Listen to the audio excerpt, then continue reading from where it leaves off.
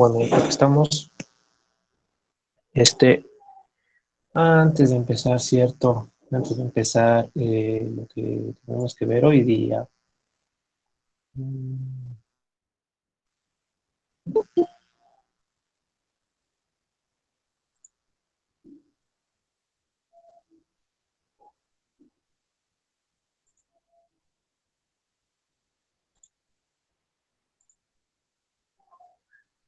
ya,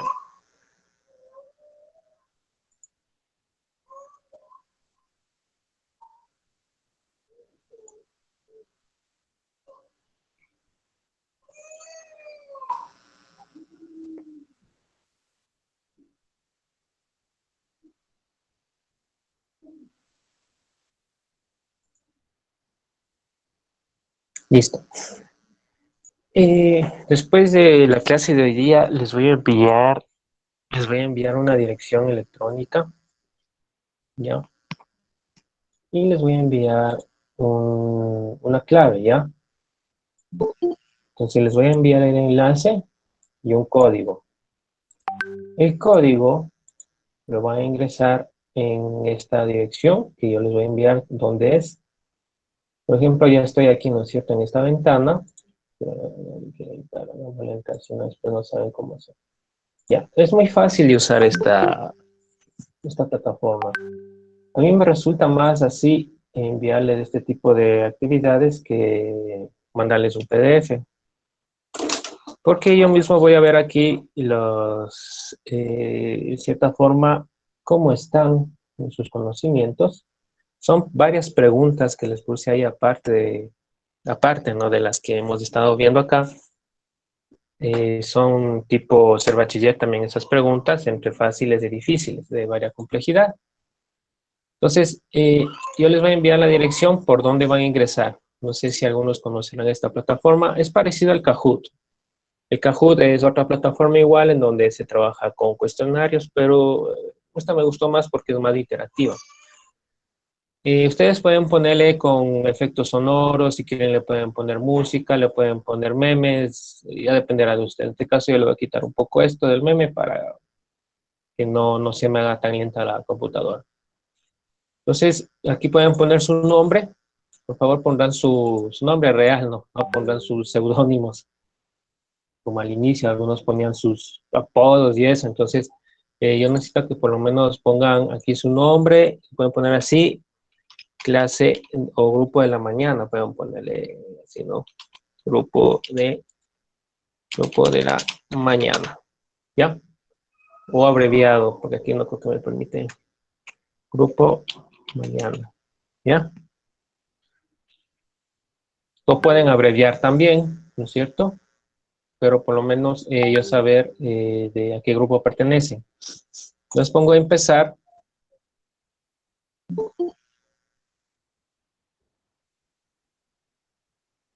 Entonces me va a cargar el quizzes. Para que se me cargue. Listo. Aquí no van a aplastar acá arriba donde dice seleccione un tema. No van a aplastar absolutamente nada. ¿Sí? Ponen empezar. ¿Ya? En este caso, yo le dejé la sesión abierta de unas preguntas anteriores que estaba haciendo las pruebas, ¿no?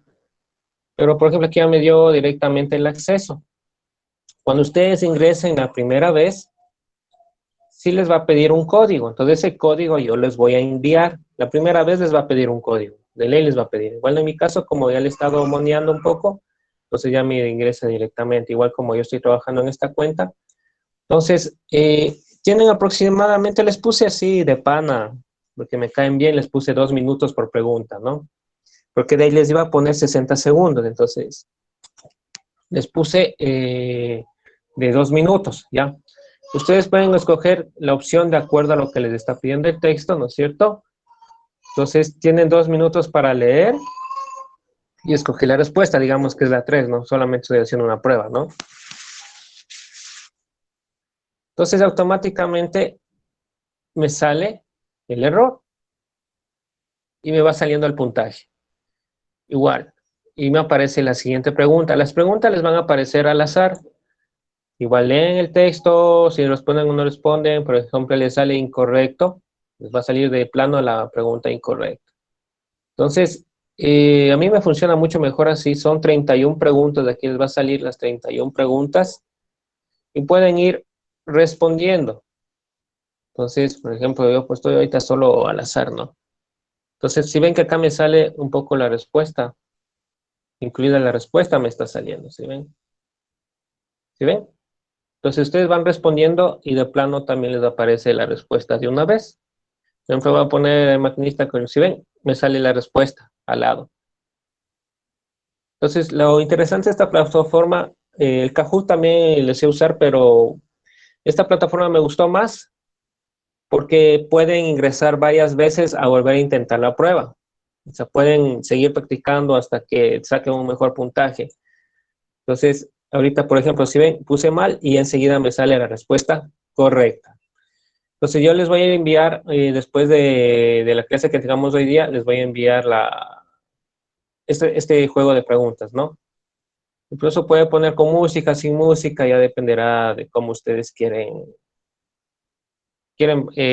con esta actividad, ¿ya? Para mí me resulta así más fácil que enviarles un PDF y se pongan a resolver desde el PDF, así es más fácil. Incluso este me gusta porque también tiene para meterles ejercicios de matemáticas, de todo.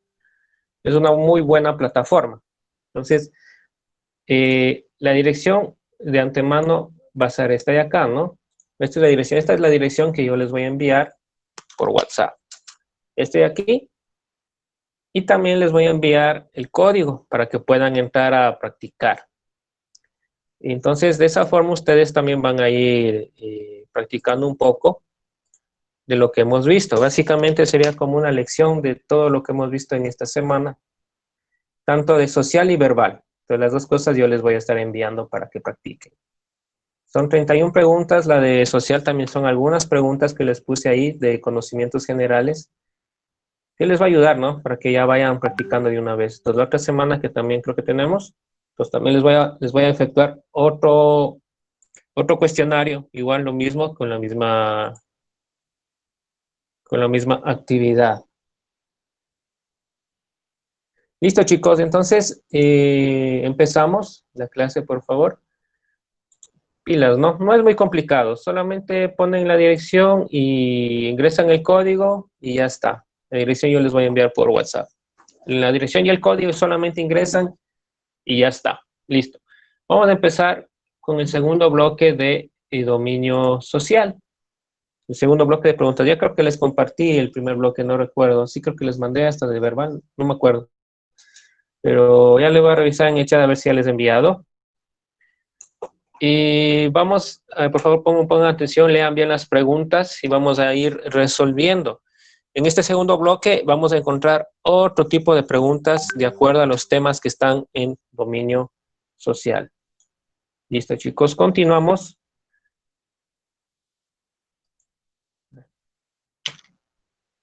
Ya, ahí está. Primera pregunta.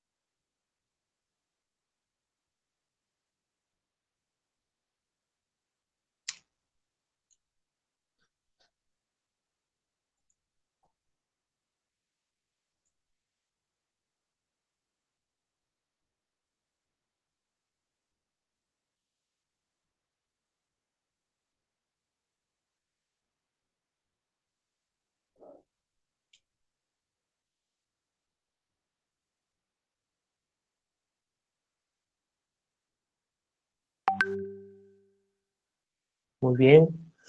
Parece que hoy sí han tomado un buen desayuno, han despertado con muchas ganas, bien comidito, eso es bueno. Bueno, en realidad la pregunta no es muy complicada, ¿ya?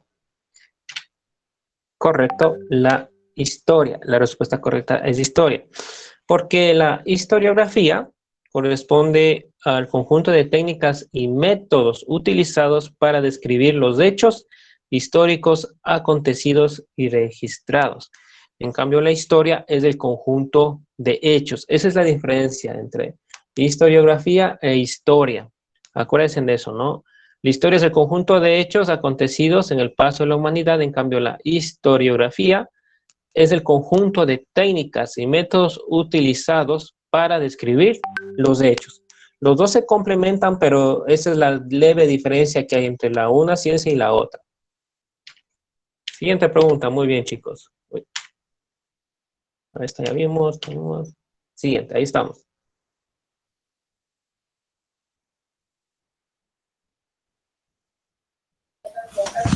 Profe, ¿y de cronología cuál sería la definición? La cronología es una técnica del periodismo. Entonces, por ejemplo, es como que tú me contaras eh, cómo fuiste a la tienda. Entonces tú te dices, profe, yo me levanté 7 de la mañana, me cepillé los dientes, tomé café, salí de mi casa, me fui caminando, hablé con un amigo, después me llamaron por teléfono, fui a la tienda. Entonces la cronología es como que me vas contando, o sea, es un género periodístico en sí la cronología, es la crónica. Entonces la crónica es parte de la cronología, entonces como que vas contando un acontecimiento de hechos. Pero la categoría general de la cronología, ¿cuál es? La crónica. Y la historia es más arriba. Entonces, siempre tienen que tomar en cuenta las categorías generales. ¿Cuál está arriba sobre la otra? En este caso, la historia está arriba de la cronología.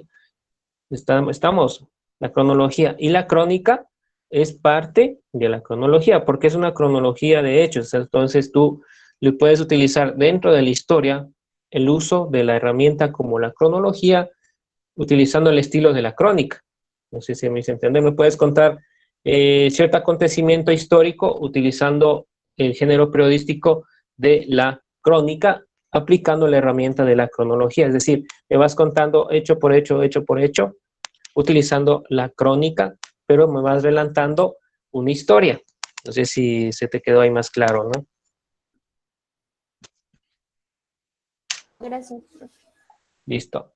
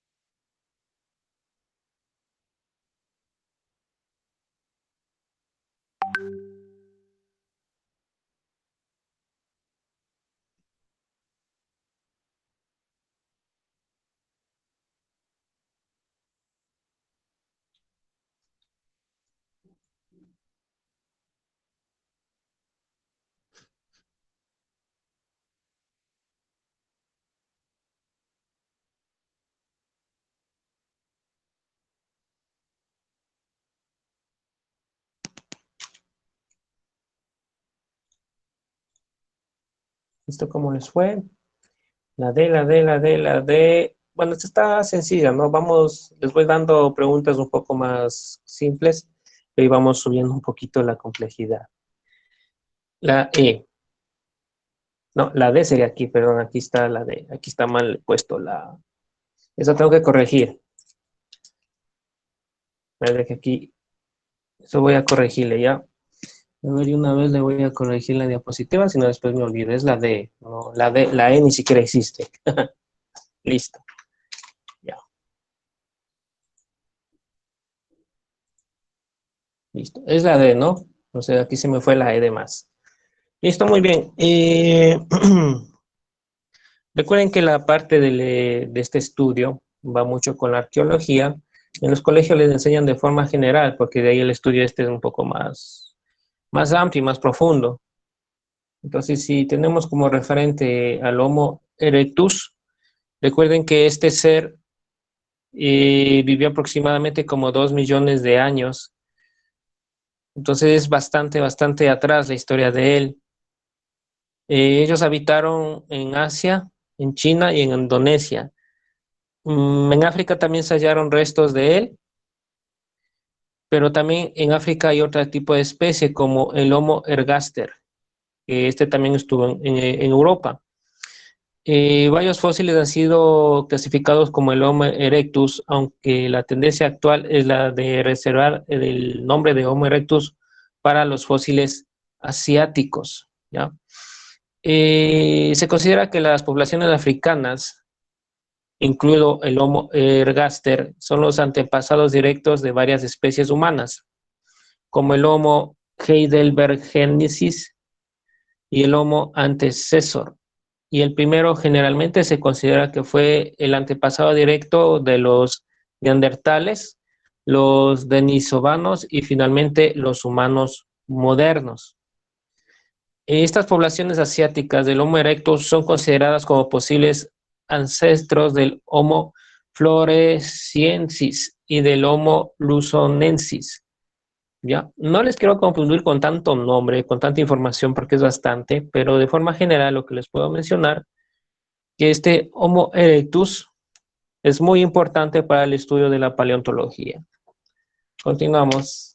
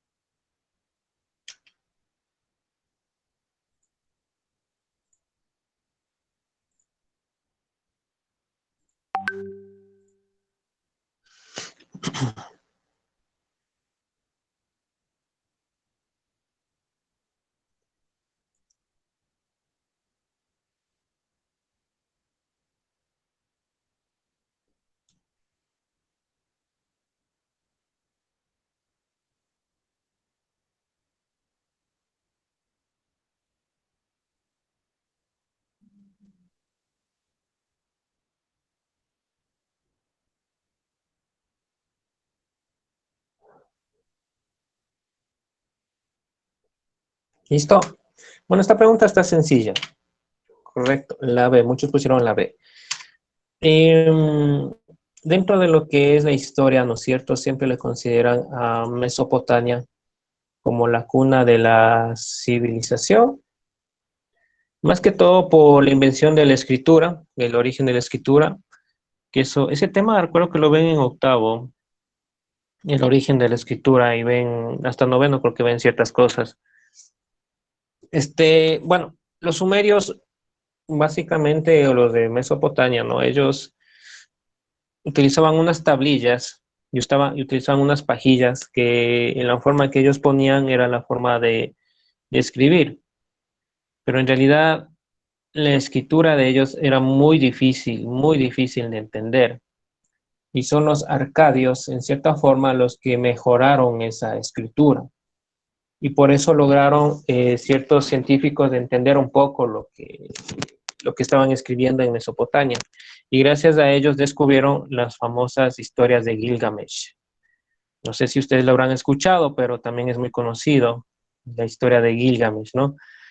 El sumerio era una lengua aglutinante, ¿no?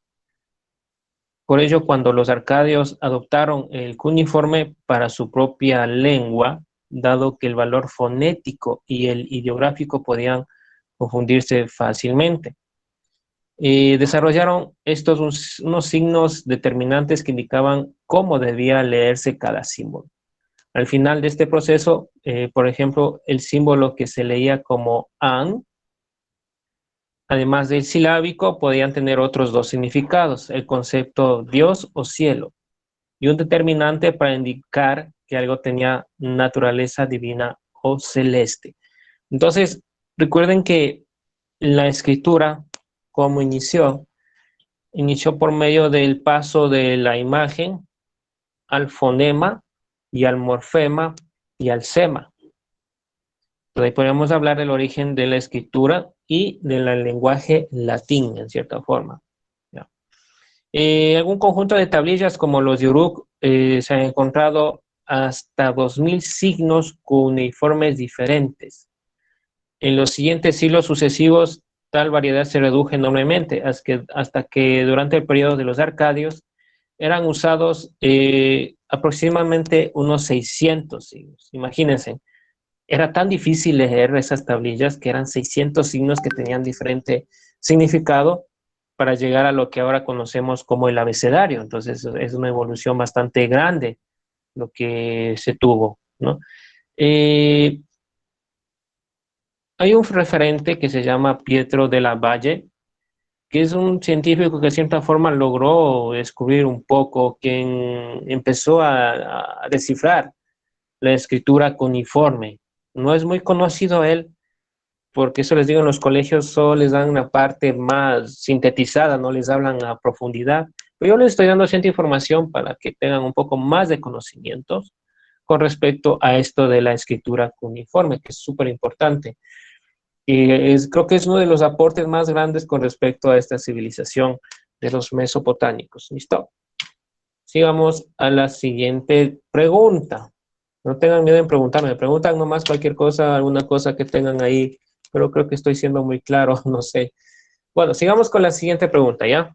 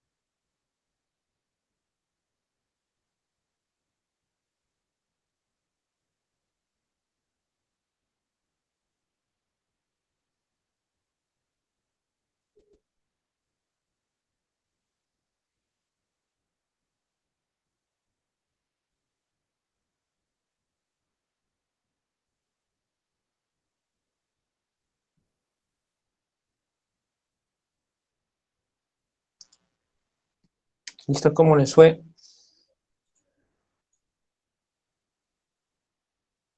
Bueno, muy bien. Bueno, un poco en historia general parece que les va bien, ¿no? Correcto, la respuesta la C. Bueno, cuando se puedan estudiar o cuando ya estén estudiando esto de parte de la historia, recuerden que les están preguntando sobre las grandes civilizaciones y sus aportes al mundo moderno. Tomen en cuenta muy en cuenta ese eje temático, ¿no?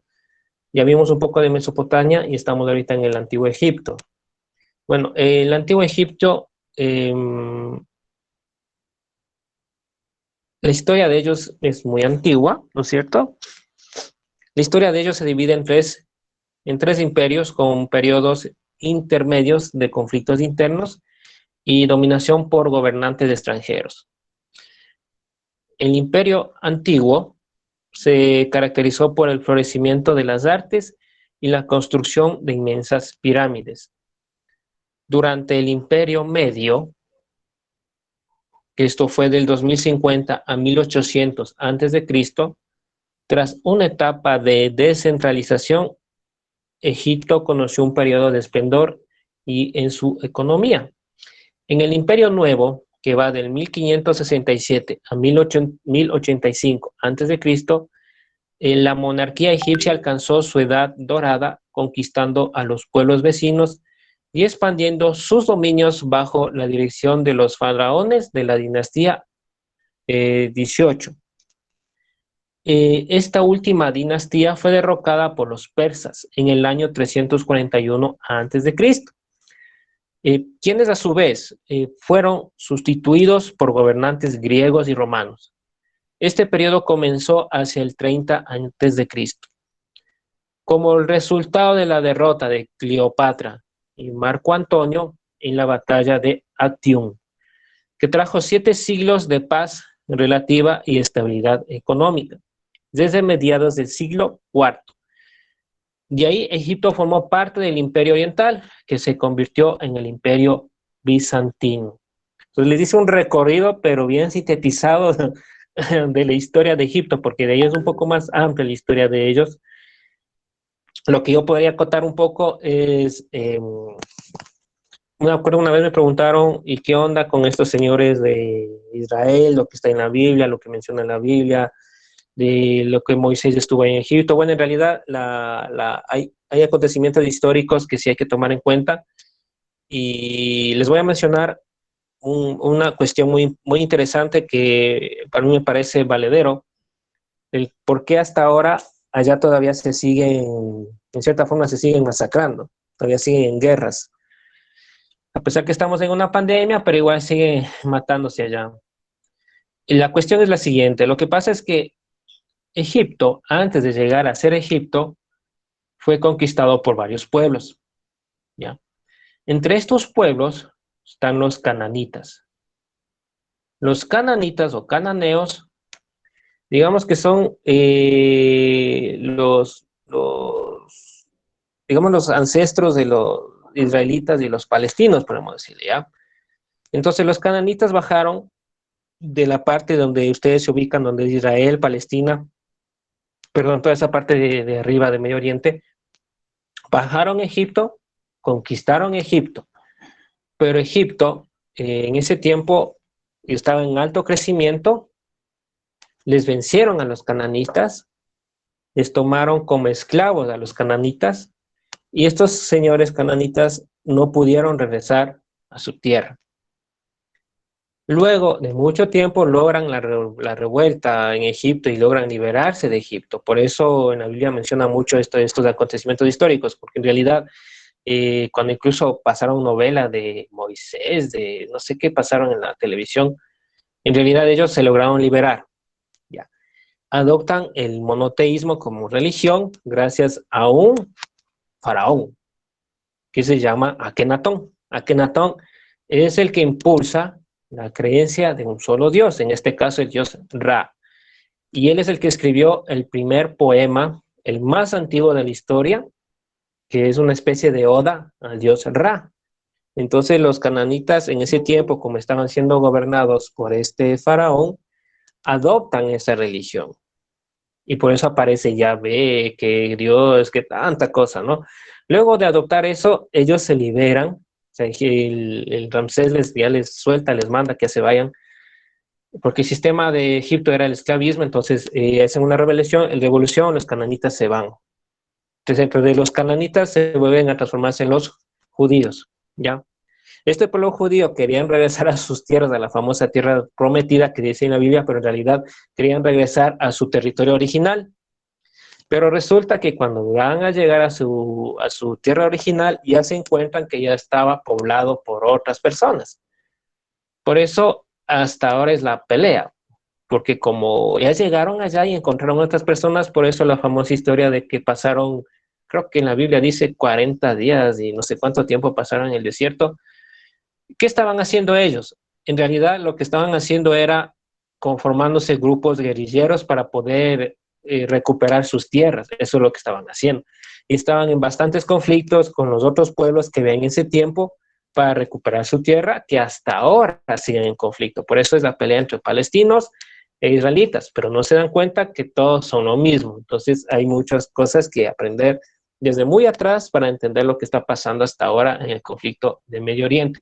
Es un conflicto religioso, por supuesto que es un conflicto religioso, porque ahí también tienen muchas iglesias que no solamente son las que tenemos acá, sino que allá es la base de la religión, de la religión que hay ahora, ¿no?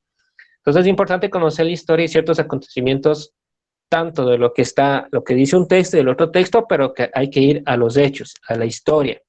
¿Listo? Bueno, les doy ese bonus ahí para que entiendan un poco, porque a veces a nosotros nos llega la información de los conflictos de Medio Oriente, pero no sabemos cuál es el meollo del asunto. Y yo les estoy contando un poco desde dónde viene, entonces por eso hasta ahora esas personas se siguen matando porque no logran todavía darse cuenta que son el mismo pueblo.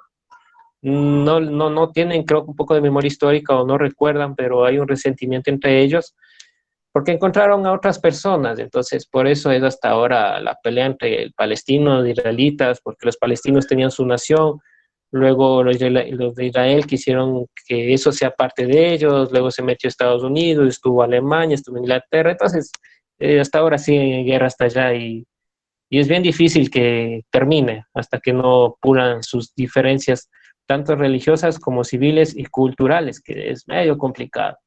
Bueno, avancemos un poco más. Bueno, el movimiento islámico aparece con Abraham, sí, no sé, creo que es Abraham. No, bueno, Abraham en cierta forma es más atrás, ¿no? Es más atrás.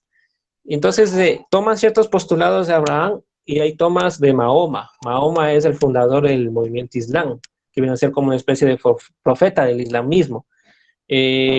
ISIS fue un grupo creado por Estados Unidos, porque recuerden cuando hubo la caída y conquista de Saddam Hussein, se creó un grupo paramilitar. Este grupo paramilitar fue desmantelado y, oh, qué sorpresa, qué coincidencias, los líderes de estos fueron llevados presos de Estados Unidos a Guantánamo y de repente apareció ISIS. Entonces, este grupo ISIS, que viene a ser un grupo en cierta forma paramilitar, fanático de ultraderecha, sumamente en que las mujeres les tienen bastante sometidas, pero lo que estaba viendo en las últimas informaciones es que ISIS ya perdió, pues ya perdió ciertas regiones de allá. En realidad lo que no se dice en las noticias es que están peleando no solamente por el control del paso del petróleo a Europa, porque hay un tubo que es súper enorme, que del petróleo que sale desde, no recuerdo de qué parte es, de Medio Oriente pasa por los Países Bajos de Europa, algo así, es un asunto medio raro, y Rusia tiene el control de eso. Entonces Estados Unidos también quiere controlar ese paso del petróleo, pero ojo, no solo es el petróleo. Creo que es Afganistán, no recuerdo bien qué país es, pero es uno de esos países que son los mayores productores de opio y de heroína.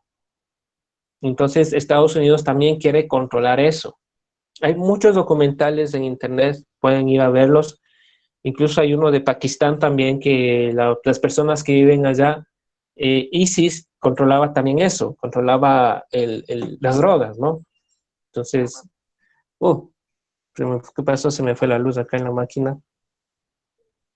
Bueno, todavía estamos conectados acá. Se me fue la luz, chicos. Se fue la luz en la máquina, no sé qué pasó. Pero bueno, se me apagó la máquina, no sé qué sucedió. Pero ya me pongo en línea otra vez, ¿ya?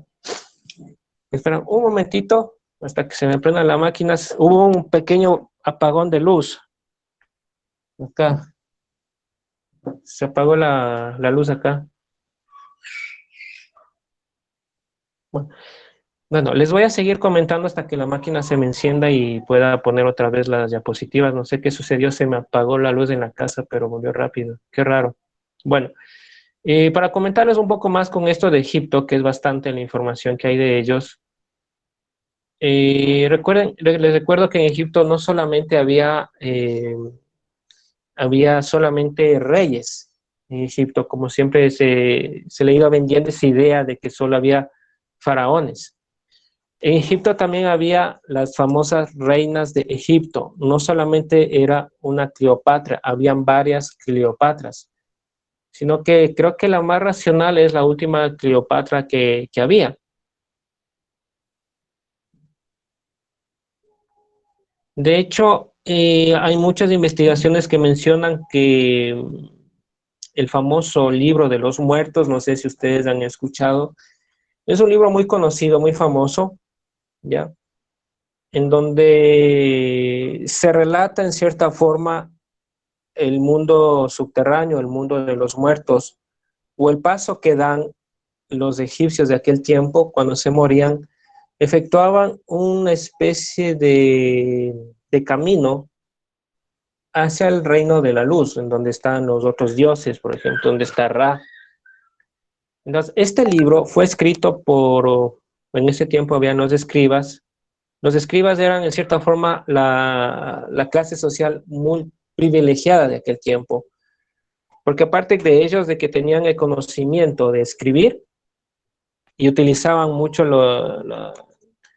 eran muy utilizados en ese tiempo por los faraones, porque ellos eran los principales estadistas, eran los que llevaban los mandamientos, las leyes que dictaba el faraón. Entonces había un escriba que se llamaba Mani. Este escriba, Mani, la verdad no sé, dicen muchos que hasta ahora quieren saber cómo, o sea, cómo se le ocurrió. Yo digo que estaba ahí en un estado muy, muy elevado de conciencia o no sé, pero dicen que Mani es el creador del libro de los muertos, el libro de los muertos de Egipto. ¿De qué se trata este libro? Bueno, como les quiero comentar, este libro lo que relata es cómo ustedes, después de que están muertos, pues ellos crean en eso, los egipcios, tenías que pasar ciertas vicisitudes o ciertas pruebas que te daba Anubis para llegar al mundo de los vivos. Entonces, dicen que cuando hubo en ese tiempo varios filósofos griegos en Egipto, también entre ellos estuvo Platón, Platón también estuvo en Egipto, estuvieron también, no recuerdo que Aristóteles también creo que estuvo por allá, pero ellos toman esas ideas de esa Biblia y ahí empieza a hacerse la división entre lo que es el infierno y el cielo. Ahí empieza a hacerse un poco la división. Y les recuerdo que cuando ya aparece la iglesia en cierta forma católica, Jesucristo también fue aprendiz de muchos de estos pensadores de Egipto y de Grecia. Entonces lo que Jesucristo hace es unificar todo y empieza la revolución en cierta forma para liberarse de ¿quién? De los romanos. Es lo que empieza a hacer él. Porque en ese tiempo recuerden que existían los profetas y todos ellos, por obvias razones, estos personajes conocían de este texto, el famoso libro de los muertos. Entonces, dicen que es tomado de ahí ciertas ideas para crear la Biblia. En cierta forma yo creo que sí, porque ese libro de los muertos son unos pergaminos súper enormes, que esos están en el Museo de Inglaterra, ellos los tienen allá. Recuerden que cuando hubo la guerra napoleónica, Inglaterra también estuvo metida en ese conflicto, e incluso cuando Napoleón estuvo haciendo sus incursiones por Egipto, también tomó varias cosas de allá. O sea, hay muchas cosas atrás de la historia de la humanidad. Entonces, lo que pasa ahí, aparece la famosa piedra Rosetta. Esta piedra Rosetta es muy importante. ¿Por qué? Porque esta piedra Rosetta también ayuda a descifrar todo lo que es con respecto al lenguaje. Y esta fue encontrada por un general francés. Pero habían espías ingleses que sabían que en Egipto habían cosas muy importantes con respecto a la historia de la humanidad. Más que todo en la cuna de la civilización que es Irán, Irak, en todo ese fragmento del mundo que es ahí, se tomaron muchas cosas que están distribuidos en muchos museos del mundo, especialmente en Inglaterra. De ese libro de los muertos está allá en el Museo de Inglaterra. Y Egipto está pugnando para que ese libro regrese a sus originales dueños, que son los de Egipto. Y no hay que distar mucho de la realidad, porque acá en Ecuador también ha existido, en Latinoamérica también ha existido la fuga de ciertos tesoros arqueológicos que estaban en España y que todavía no nos han devuelto. Ni se diga de ciertas otras cuestiones arqueológicas que fueron traficadas por el ministro, el exministro que está con juicio ahora.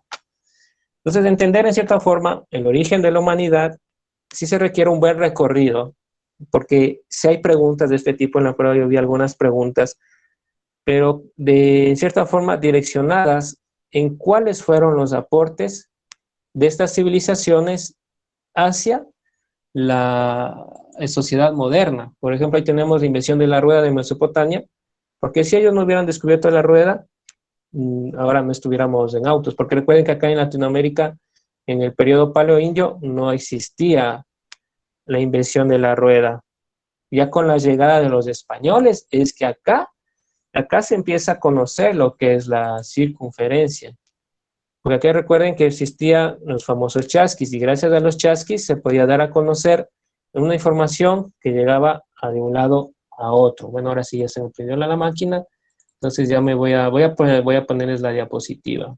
No sé qué pasó, se me fue la luz de acá, pero un momentito ya. Les pido disculpas porque a veces suele pasar. No tenemos una hora más para seguir resolviendo las preguntas. Vamos que se me prenda, que se me cargue. Bueno, y sigo contando. Bueno, como sabrán, me gusta mucho la historia y me sé de muchos datos. Bueno, el otro día me puse a ver un video muy interesante. No sé si algunos creerán en esas cuestiones de las teorías de la conspiración, no sé qué onda, pero había un video muy interesante, creo que es de hecho de un español, que hablaba sobre el origen de la humanidad, pero desde el otro lado. Y mencionaba sobre el libro perdido de Enoch. Entonces, Enoch decía que Enoch era un personaje mucho más anterior que los otros profetas que están mencionados en la Biblia. Y también hay un texto que también me acuerdo que él presentó, que era una investigación científica, que hablaba sobre las tablillas de Sumeria y en estas tablillas de Sumeria lo que menciona es el origen de la humanidad y habla un poco de unos dioses alados que existían en Sumeria. Me pareció muy interesante porque él presentaba los fragmentos inconclusos, incluso hablaba de Gilgamesh. Y me llamó la atención porque en los colegios sí se enseña un poco la epopeya de Gilgamesh, sino que lo que él presentaba era un poco más sobre la historia de Gilgamesh, yo pensé que era un mito, pero dice que en estas tablillas sí existió Gilgamesh, era algo real. Entonces yo me quedé como que, o sea, en los colegios hablan sobre el mito de Gilgamesh, pero el Señor nos presentó las tablillas y era que él sí existió en realidad. Bueno, como en ese tiempo escribían mucho de cierta forma metafórica, de acuerdo a lo que observaban, entonces contaban que Gilgamesh, aparte de la epopeya que hay, también bajó al inframundo con otros seres y regresó después del inframundo, y hacía un montón de cosas muy interesantes que mencionaban.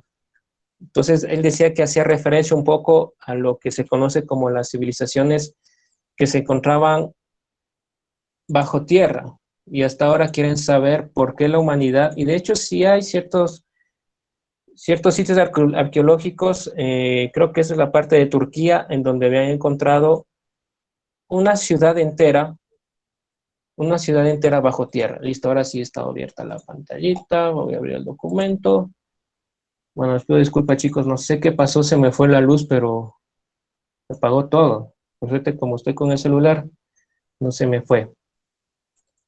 Y ahora sí, para compartir la pantalla y seguir con donde nos quedamos.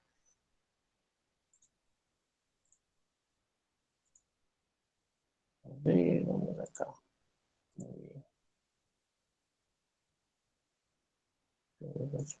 Oh, qué raro. No sé si hay. Vamos a ver, creo que nos quedamos. A ver, esta pregunta no es. Pregunta 6, la pregunta 7 nos quedamos.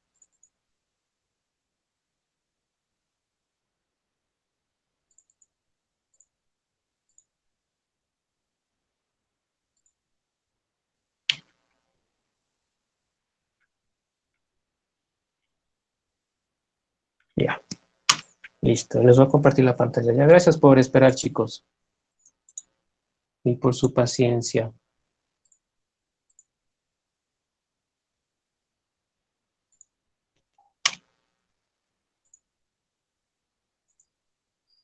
Listo, ahora sí. No sé qué pasó, muchachos, se me fue la luz, se fue la luz, se apagó la máquina. Listo, a ver, vamos, continuemos con esta pregunta. No creo que ya les expandí un poco el panorama porque está muy en relación de lo que estaba hablando. Respondan, muchachos.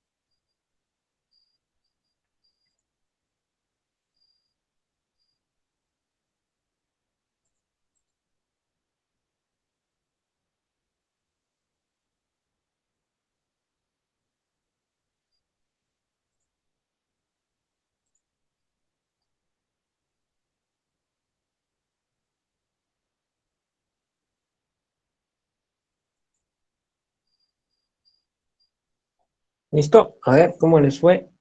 Bueno, esta pregunta no estaba tan complicada como las otras que vamos a ver más adelante. Esas sí están fuertes, esas preguntas. Muy bien, correcto. La D. Pasemos a la siguiente pregunta.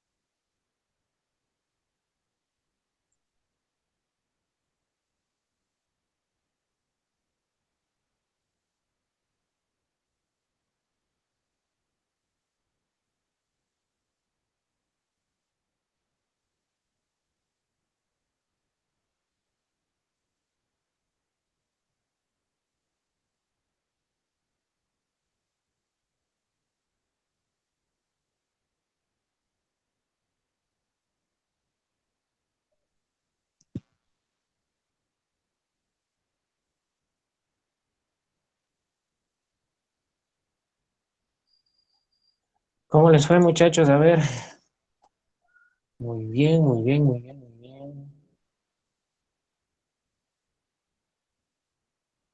Perfecto, paso rápido.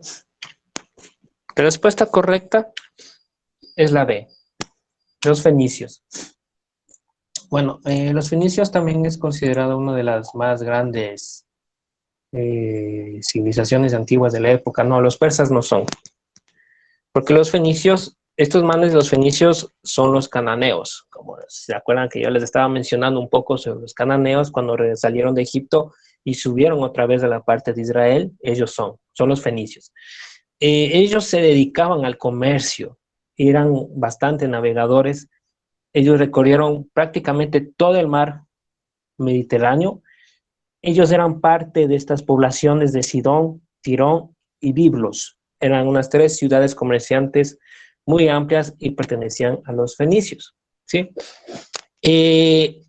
Los griegos les conocían como los rojos, porque ellos comercializaban ese color en tinte natural, ¿ya? Ellos intercambiaban todo en forma de trueque de los productos elaborados especialmente por ellos. Ellos también inventaron la moneda, que permitió relaciones comerciales un poco más sofisticadas. Entonces ahí podemos hablar un poco del inicio y el origen del capitalismo.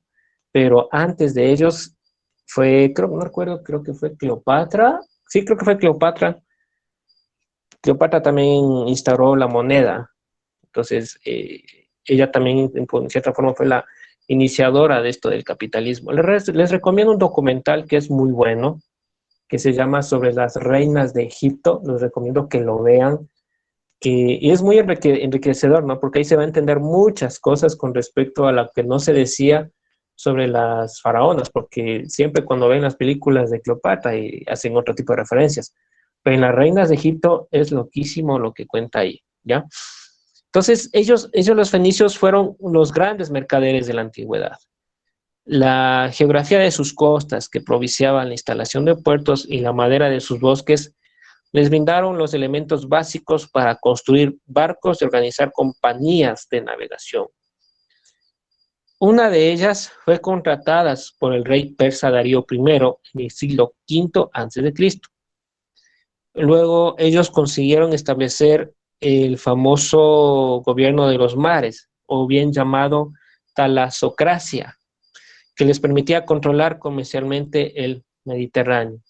Entonces, si ustedes van hilando los acontecimientos, desde siempre ellos han sido muy buenos comerciantes y navegantes.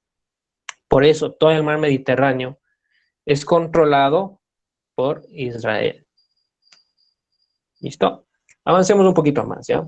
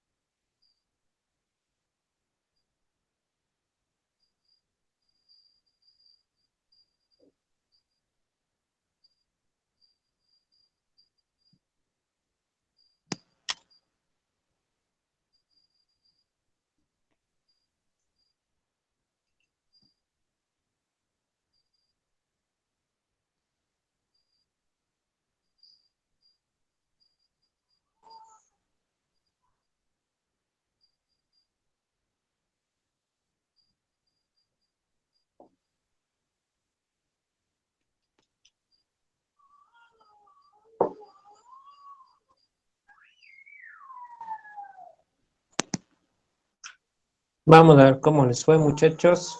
Bueno, esta pregunta no estaba tan complicada, ¿no? Estaba fácil, de cierta forma. Muy bien. Marco Polo. Marco Polo solo lo nombran en cierta forma en los colegios, ¿no? Y sus viajes, pero de ahí este personaje es muy interesante. Marco Polo nació en Venecia el 15 de septiembre de 1254 y falleció un 9 de enero de 1324. Este fue un mercader y viajero italiano famoso por los relatos que se le atribuyen sobre el viaje a Asia Oriental. Y conocido, él también fue conocido por sus viajes y en el manuscrito de Rustichello de Pisa se lo conocía como Milione y acá en español se lo conoce como los famosos viajes de Marco Polo. Estos tipos de viajes de él se les dio a conocer en la Europa medieval y en las tierras de Asia Central y China. Entonces, Marco Polo es muy importante porque él abrió el paso de la ruta de la seda entre Europa y Oriente. De hecho, creo que hay un documental, no, no hay un documental, hay una serie de él, no sé si estará en Netflix, pero sí hay una serie de él, que es muy buena, yo sí la vi, bueno, dista un poco de la realidad, porque siempre en las series le meten un poco de fantasía, pero hay datos históricos que sí van de acorde con lo que él estaba haciendo, ¿no? Cuando él llegó allá a la China de ese tiempo, China estaba conquistada por los Kang.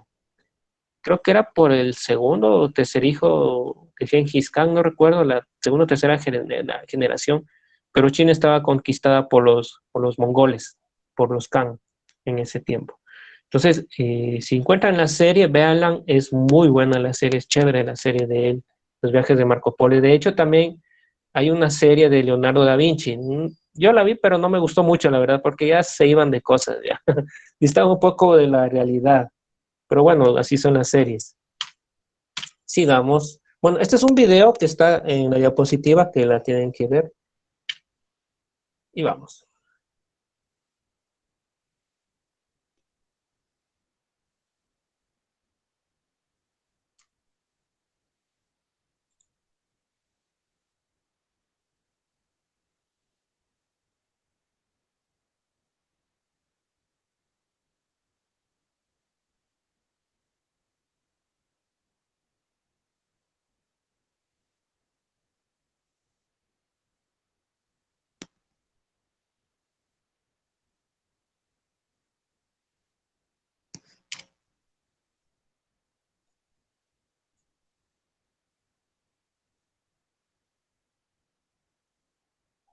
Muy bien, muy bien. Creo que sí le hemos estado hablando un poco de este personaje, ¿no? En estos días.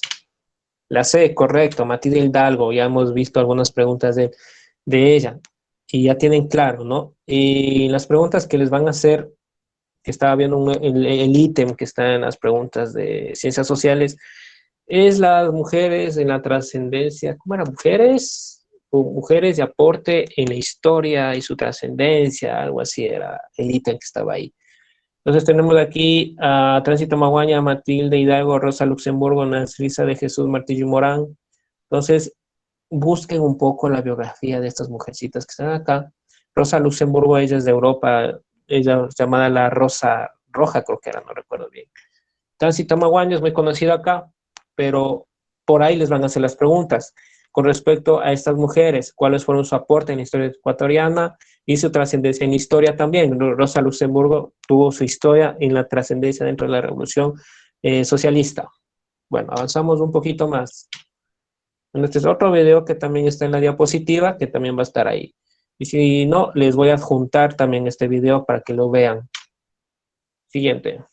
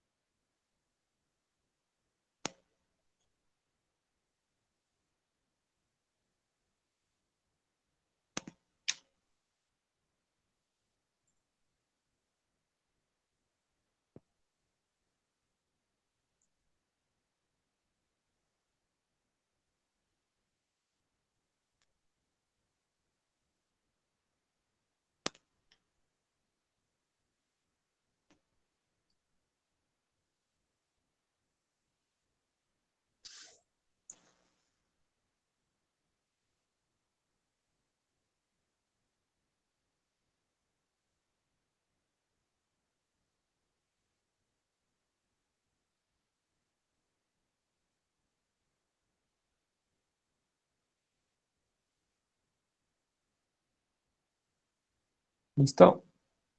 Bueno, esta pregunta tampoco no es muy complicada, básicamente es como que de cultura general, en cierta forma podríamos decirlo. Incluso su nombre ha trascendido en historia bastante por el aporte que ella ha dado a la humanidad. Correcto, es la B. Marie Curie. Voy a hablar un poquito más de ella, ¿ya? Porque es importante que conozcan un poco más. Porque la referencia que les dan es siempre que ella efectuó el inicio de los rayos X junto a su esposo.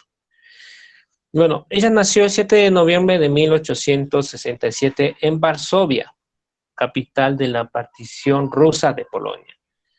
Bueno, ella básicamente eh, se fue a Francia en 1891 en París. Pasó un tiempo en un hospedaje con su hermano y su cuñado antes de alquilar su propio cuarto, porque ella necesitaba estar cerca de la universidad. Ella estudió física, química y matemáticas en la Universidad de París, en donde se había inscrito a finales de 1891. Aunque la mayoría de los conocimientos que ella tenía eran autodidacta, tuvo que esforzarse para mejorar su comprensión del idioma francés, las matemáticas y la física para estar al nivel de sus compañeros, porque recuerden que en ese tiempo no era muy bien visto que una mujer estudie, no era muy bien visto, especialmente si estudiaba ciencias duras, era un tema más de hombres, de cierta forma. Entre los 766 estudiantes de la Facultad de Ciencias en enero de 1895 solo había 27 mujeres. Habían ciertos científicos reconocidos de la época, que fueron sus profesores. Ella no poseía muchos recursos económicos y en realidad ella se desmayaba por el hambre, no comía bien. Estudiaba durante el día y daba clases por la noche. Apenas ganaba para su subsistencia. En 1893 recibió su licenciatura en física y comenzó a trabajar en un laboratorio industrial con el profesor Lippmann. Entre tanto, ella siguió continuando sus estudios en la Universidad de París y obtuvo su segundo título en 1894. Ella, para seguir financiando su educación universitaria, aceptó una beca de la Fundación Alexandrovich, que le fue otorgada gracias a una conocida, gracias a una conocida, ¿no? Llamada Jadwiga Tidinska, no sé si está bien pronunciado el polaco, es un poco raro esos nombres.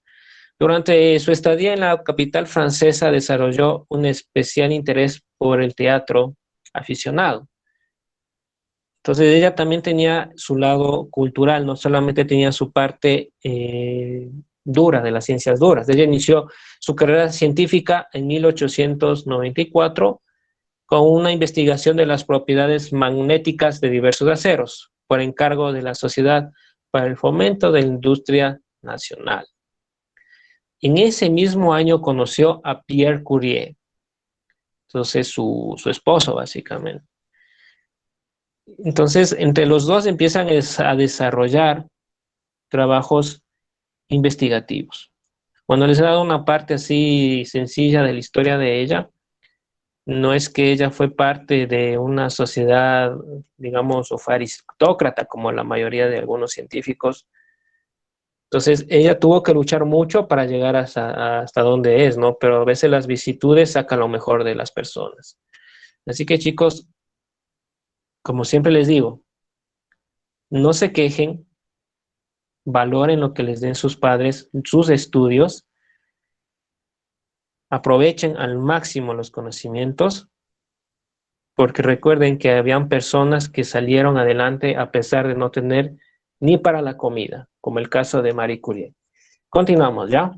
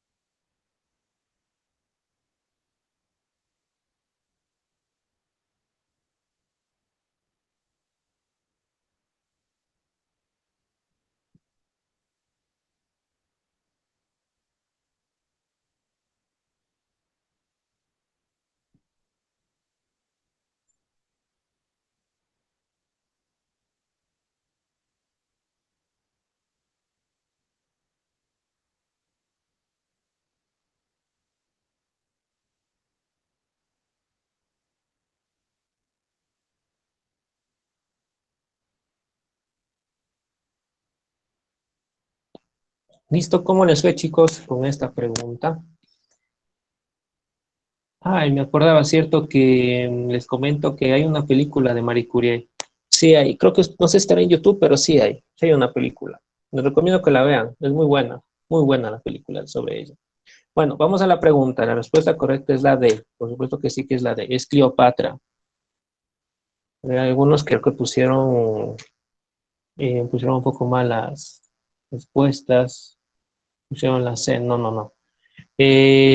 Como les había comentado, hay las reinas faraón. Hay un documental de ellas que es buenísimo. Les invito a que lo vean. Está en YouTube, de hecho. Es muy buena, ¿ya? Bueno, Cornelia no era una... ¿Cómo les puedo mencionar sobre Cornelia? Cornelia era una matrona.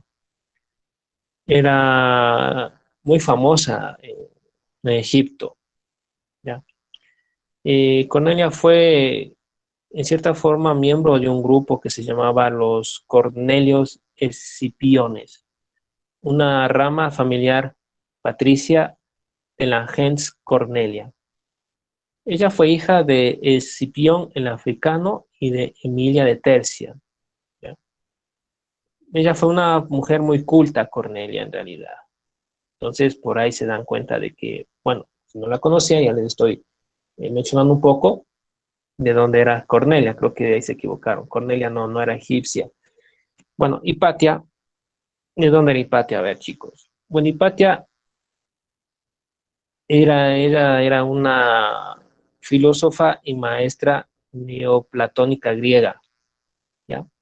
Ella destacó mucho en los campos de las matemáticas y la astronomía, miembro y cabeza de la escuela neoplatónica de Alejandría. Hay una película de ella también, de Hipatia. Ella es la que descubre el movimiento, eh, como este movimiento del heliocentrismo, creo que es, que ella menciona que los cuerpos celestes no se mueven de forma circular, sino se mueven de esta forma. Hipérbole, eso, la hipérbole, es la que descubre ese movimiento de la Tierra. Y que el centro de esto es bueno, el Sol, porque en ese tiempo consideraban que no, la Tierra, consideraban que el centro del universo era la Tierra. Bueno, Hipatia fue asesinada por unos fanáticos religiosos en la famosa biblioteca de Alejandría, que fue quemada. Y ahí se dio la otra revolución, una revolución religiosa, y quemaron textos muy importantes de aquel tiempo.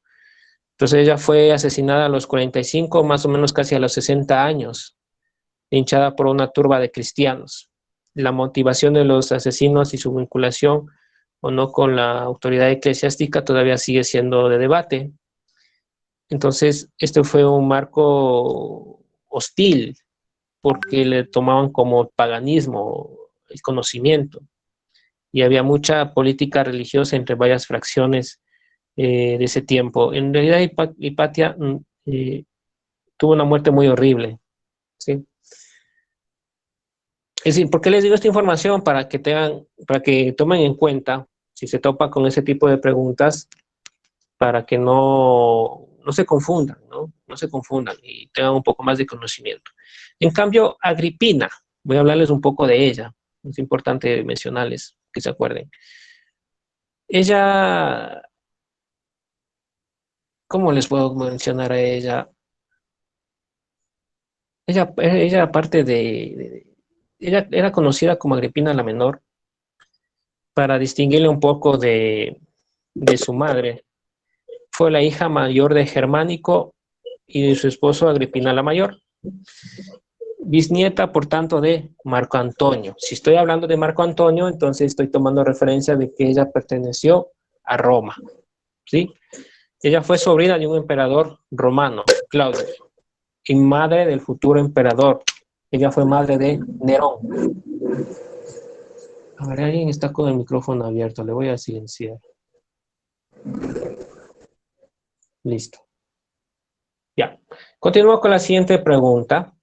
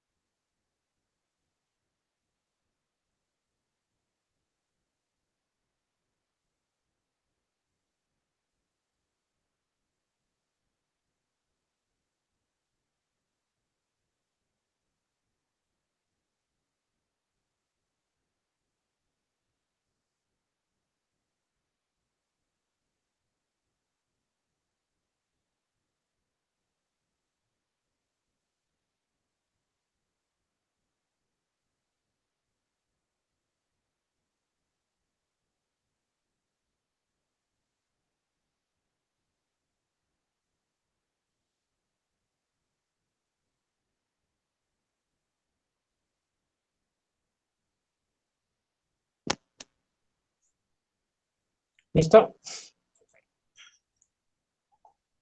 ¿Cómo les fue, chicos, con esta?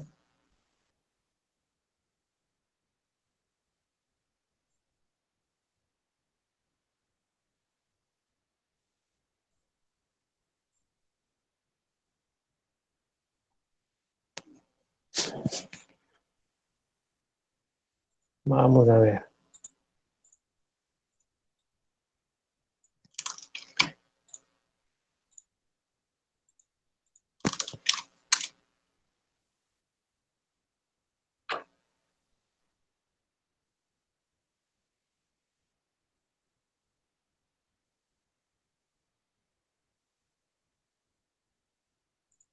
Vamos a ver, todo el mundo la sé. Memoria pública, memoria privada.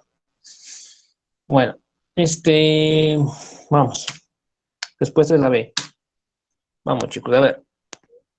Vamos a aclarar ciertas cosas con respecto a esta pregunta, ¿ya? Dice Es elaborada e impuesta desde el Estado o los organismos públicos para glorificar, identificar y ocultar los acontecimientos para mantener la entidad nacional. Bueno, ahí hablamos de memoria oficial. Recuerden que cuando hablamos de oficial, hablamos del oficialismo. Cuando se habla de oficialismo, se habla del Estado. Es cuestión de unir los sinónimos, ¿ya? Y en cambio, a esto se refiere cómo el Estado manipula ciertos acontecimientos sociales y no te cuenta todo, ¿ya? Este tipo de memoria se relaciona un poco con la memoria histórica, con la memoria de un país. Y eso es lo que te ponen en los textos de historia. Por eso yo les contaba, hay cosas que en los textos de historia de los colegios es solamente sintetizado, pero no está todo. O sea, no te dice todo. A eso se puede llamar como memoria oficial, para que se entienda un poco mejor, ¿no? Es como que te dice esto nada más y el resto como que no te lo va a decir. Más que todo por el tiempo que tienen, que 40 minutos no van a aprender todo lo que se refiere a la historia universal, y como la historia sigue avanzando, entonces es medio difícil que aprendan todo con respecto a la historia, ¿no? Entonces hay instituciones en donde se encargan de elaborar la memoria oficial, es la que tú tienes que conocer, es la que tú tienes que manejar. Por eso estas preguntas, si se dan cuenta, van hacia un tipo de memoria oficial. Es la memoria oficial, la parte de la historia oficial. No se puede poner otras cosas más porque es parte de, y llegan a un consenso institucionalizado para decir, esto es lo que tú tienes que saber. No tienes que saber nada más. Ahora vamos a la memoria pública. Bueno, en cambio la memoria colectiva o pública, como se llama decirse, está presentada en parte por los monumentos que decide erigir. Esta memoria pública está consagrada en los monumentos, ¿ya? O por ejemplo, monumentos que conmemoran ciertos acontecimientos. Por ejemplo, el Holocausto en Berlín, monumento a los veteranos de Vietnam. O sea, eso se llama como tipo la memoria pública, como que memoria colectiva, ¿sí? Por eso dice ahí, es la voluntad de parte del grupo social de poder seleccionar, organizar representaciones del pasado que puedan ser asumidas por los individuos como propias. A eso se refiere, ¿no? A memoria pública. Es como que van a poner un monumento ahí y eso es parte de la memoria social o la memoria, perdón, de la memoria pública. Por ejemplo, acá en Quito, y yo no sé por qué todavía existe el monumento a Sebastián de Benalcázar en el centro histórico. Y es una parte que está ese monumento ahí, justo, está justo puesto ahí donde era su casa. Entonces yo creo que ese tipo de monumento ya no debería estar ahí. Es mi forma de ver. O por la 12 de octubre, aquí en Quito, donde está el monumento a la reina Isabel, por ejemplo, que me parece una cuestión un poco absurda. Entonces ya no deberían quitar esa institución colonial, parte de una memoria pública todavía dominante.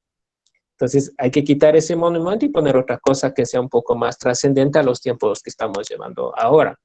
Por ejemplo, que le hagan, bueno, va a ser un poco chistoso, un monumento a la vacuna contra el COVID, ¿no?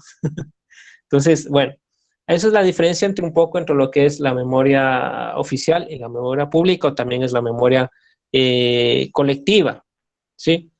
Bueno, continuamos con la siguiente pregunta. No es muy complicado de darse cuenta, ¿no? Ya les doy los ejemplos. Memoria oficial, lo que te están presentando en los textos educativos. Eso es un ejemplo. Esa es la memoria oficial. En cambio, la memoria pública tiene que ver un poco con los monumentos, que es aceptada por la parte general de las personas, ¿ya? A eso se refiere. Esa es la pequeña diferencia. La respuesta, la B. Respuesta es la B. La memoria oficial y memoria pública. Siguiente pregunta.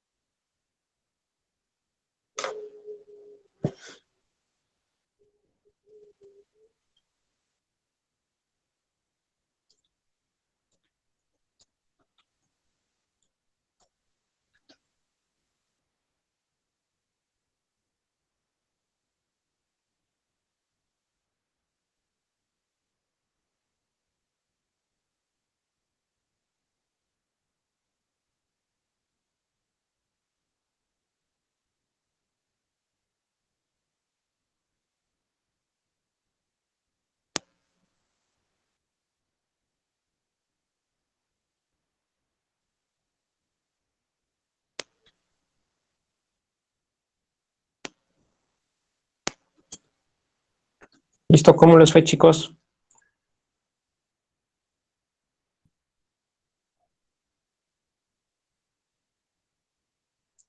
Vamos a ver cómo les fue, muchachos. La 2, la 3, la 2. Bueno, chicos, les comento, no sé si... Bueno, ya creo que hicimos este ejercicio, pero no sé si fue con los chicos de la tarde o con ustedes, no recuerdo bien.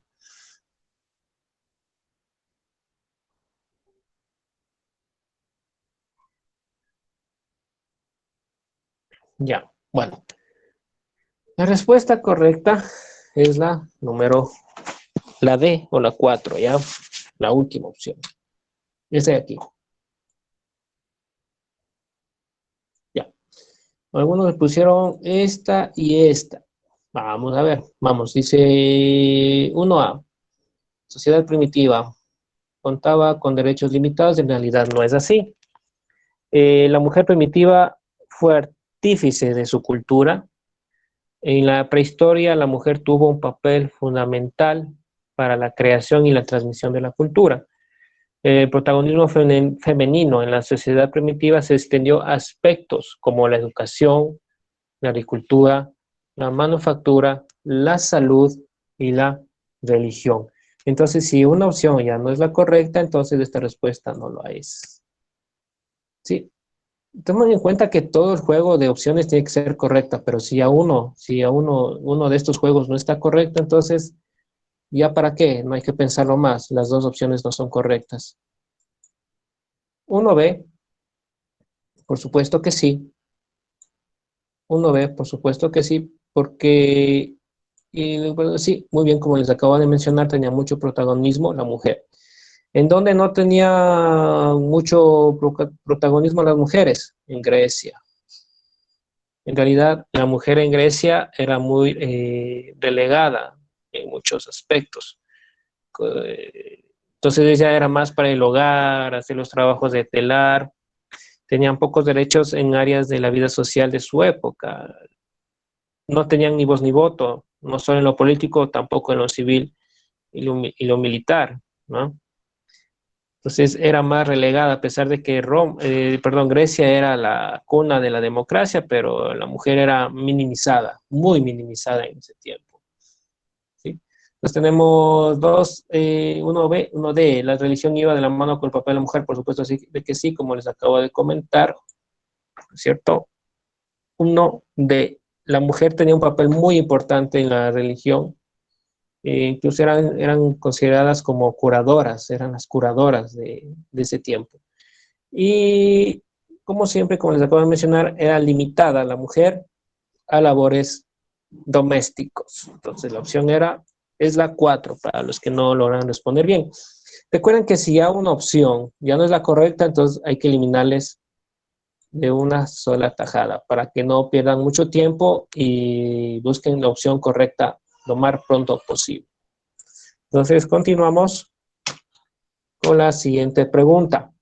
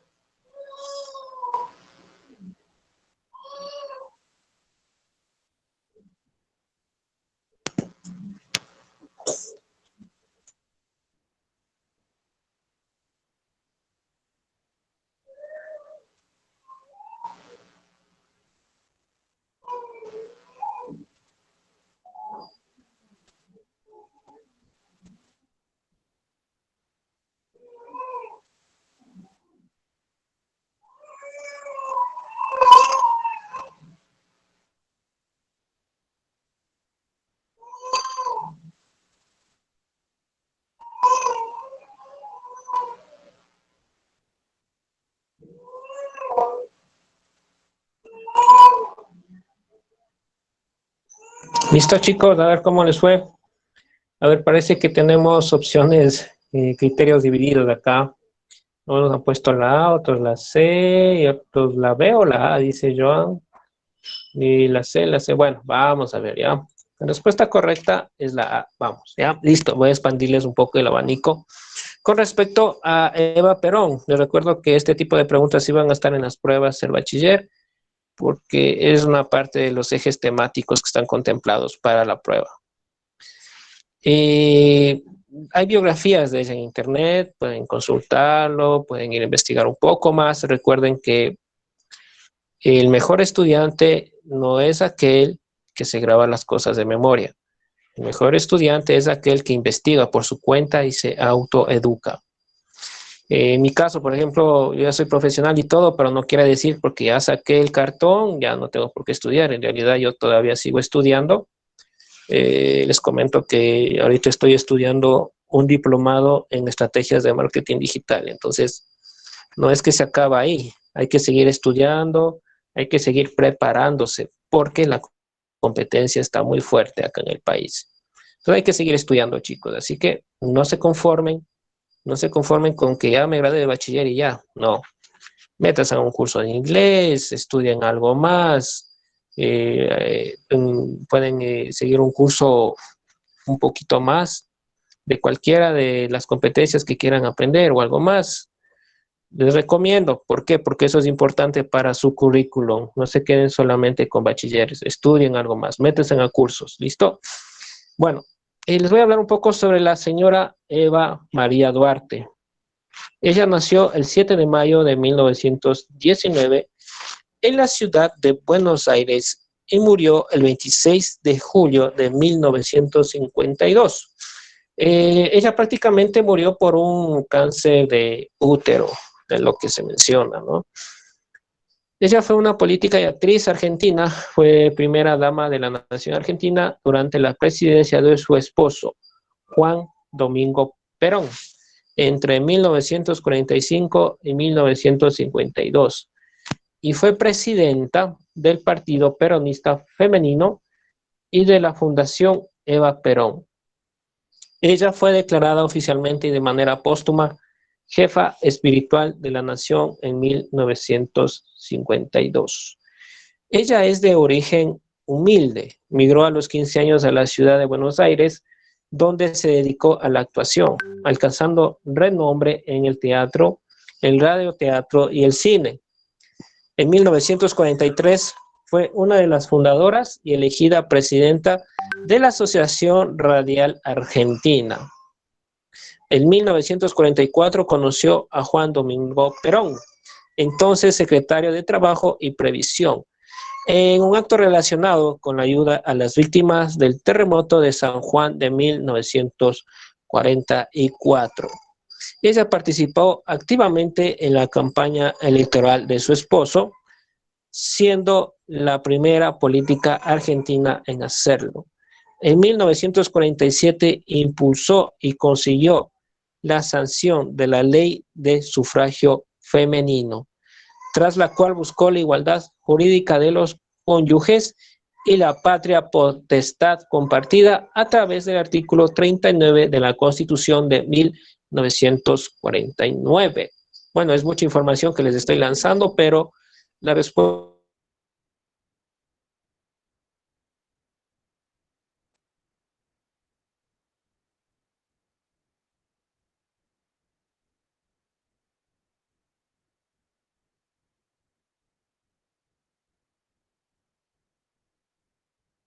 Profe, no se escucha.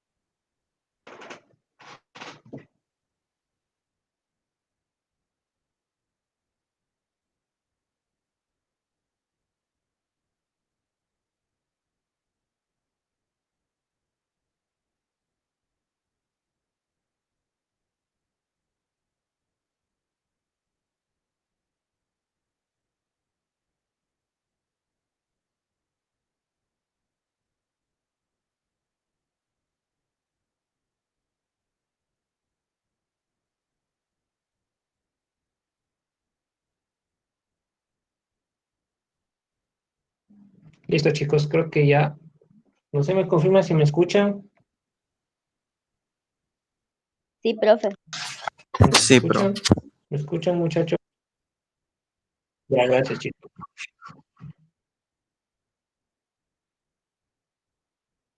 Se acabó la batería del celular y se me apagó. Bueno, continúo ya.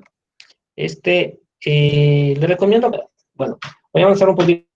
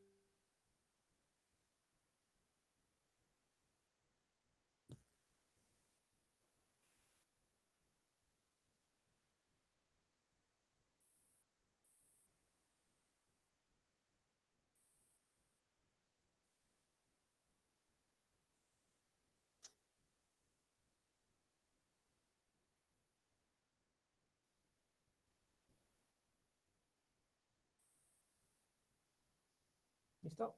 Bueno, esta pregunta no está tan complicada, ¿no? Es algo actual lo que está pasando.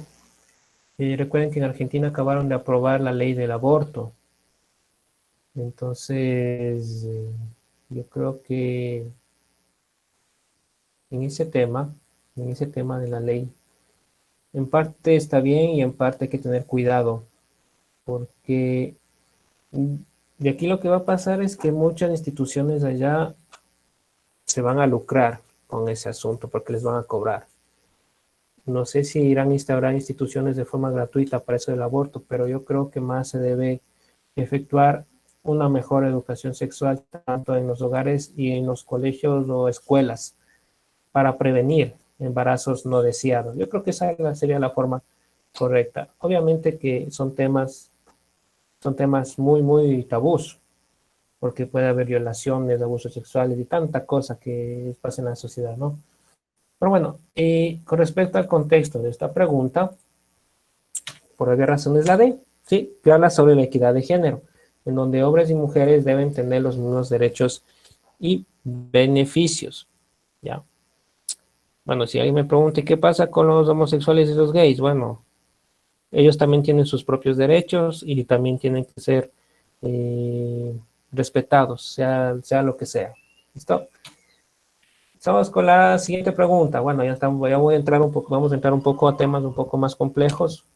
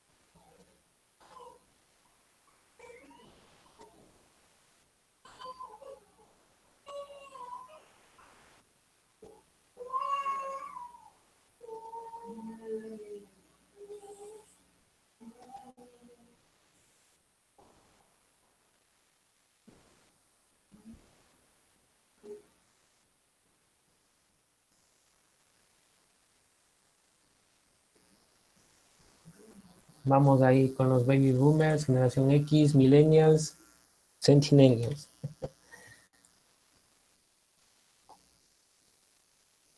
Ay, Dios santo.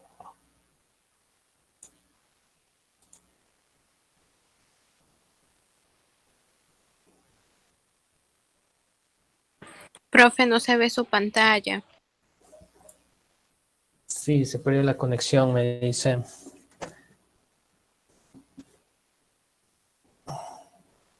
Un momentito, aquí ya le recupero rapidito la conexión.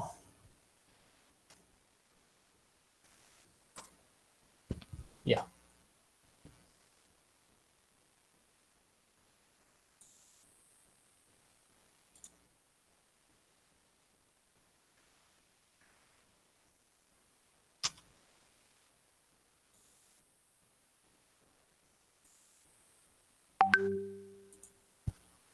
Listo, ahí está la pregunta, ¿ya?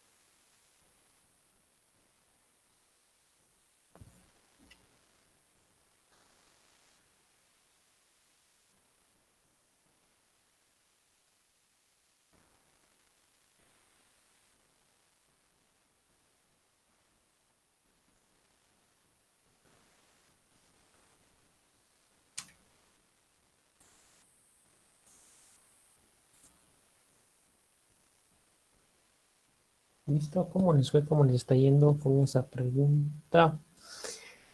Vamos a ver. Me voy a poner la B.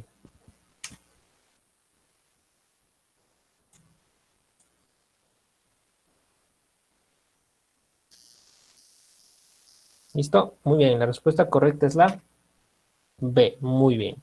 A ver, les pregunto, y alguien me pone en el chat la respuesta. A ver,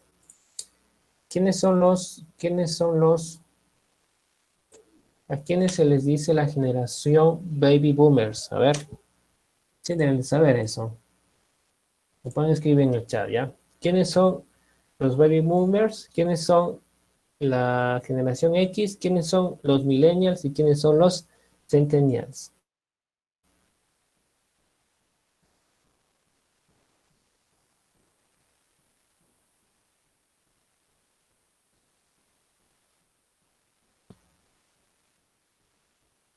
Los adultos mayores.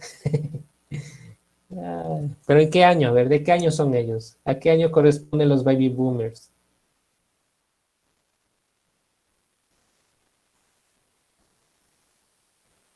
¿A qué época corresponden ellos? A ver, 46, 64. Sí, muy bien. ¿Y la generación X? A ver, ¿quiénes son ellos?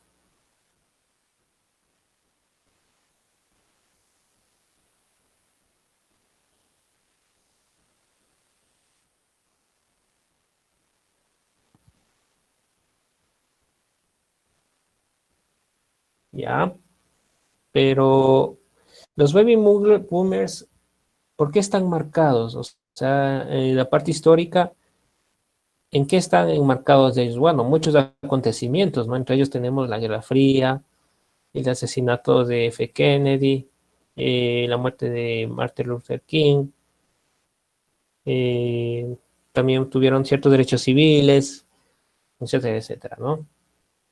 Y tenemos la generación X. Bueno, ellos en cambio están marcados por la caída del muro de Berlín y la división de la Unión Soviética, los de la generación X. ¿Y quiénes son los millennials? A ver, ¿quiénes son ellos? ¿De qué año se habla?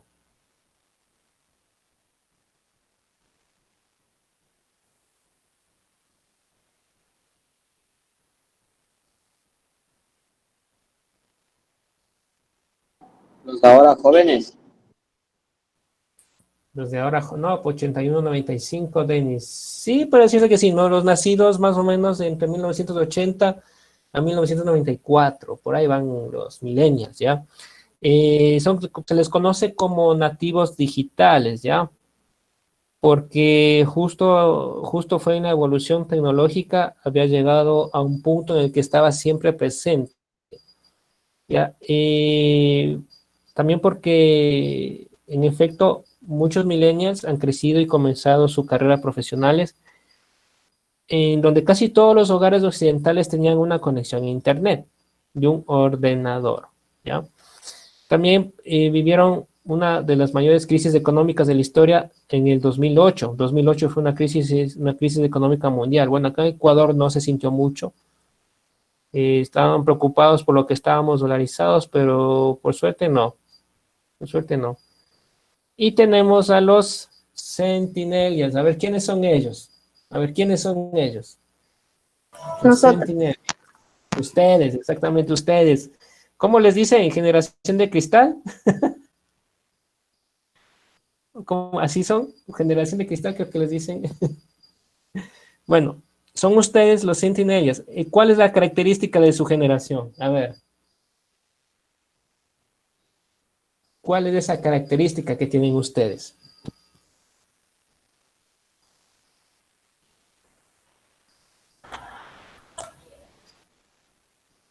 La tecnología como recurso indispensable.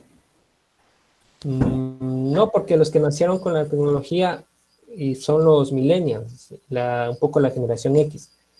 ¿Cuál es su característica como Centinelias? A ver, chicos, a ver, ahí les quiero ver su identidad, es parte de ustedes, a ver. El internet. No, porque aparecen los millennials. Los millennials también trabajan mucho con internet. La A ver, música, a ver. libertinaje. La música. Libertinaje. Más o menos, más o menos. Libertinaje. A ver, sí, lo que les marca a ustedes un poco es porque aparece el comercio electrónico, podríamos decirlo. También, sí puede ser, pero recuerden que en la parte de los millennials se empieza a expandir a todo el mundo. O sea, los centinelias, bueno, lo que mencionan es que tienen un poco más de conciencia social, no, conciencia ambiental, un poco más de conciencia ambiental. Ahora ustedes, por eso les pregunto a ustedes, se les llama gen Z a ustedes. El gen Z también se les menciona. Son personas que nacieron entre 1995 a 2012, ¿ya? Y aquí ustedes aparecen con el invento del iPhone, del YouTube o Skype. Y también son en cierta forma contemporáneos con el Windows, ¿ya? Y con ciertos protocolos tecnológicos, un poco más avanzada la tecnología. Es como que ustedes aparecen justo cuando aparece más cosas tecnológicas evolucionadas con respecto a los años de atrás. Por ejemplo, del CD, de lo que se escucha el CD, ahora tenemos la nube, tenemos el USB, va por ahí, ¿no? De la gen Z se les denomina a ustedes también, ¿no? Son ustedes los jovencitos polluelos. Y aparece otra cosa importante, los MP3, ¿sí? Los MP3 también, el auge de los SMS y los primeros gusanos de Internet, o sea, los virus, de cierta forma. Entre otras cosas más, como el GPS, entonces son muchas cosas un poco más avanzadas que aparecieron, pero supuestamente dicen que ustedes tienen una conciencia un poquito más ambiental con respecto a las otras generaciones, es parte de su identidad. ¿Listo? bueno, la última pregunta para ir cerrando en la clase de hoy.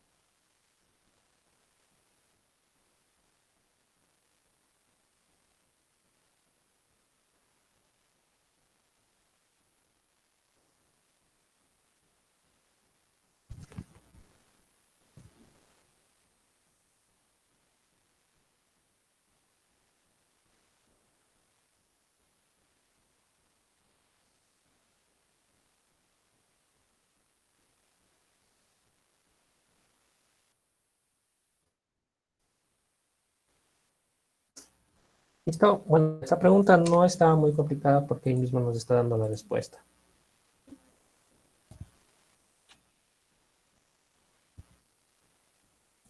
Listo, la respuesta es la B. Muy bien, chicos. Hasta aquí nos quedamos ya. Revisen esto del Código Integral Penal del Ecuador porque hay ciertas cosas que iban a mencionar. Esta es una pregunta sacada de ahí, ¿no?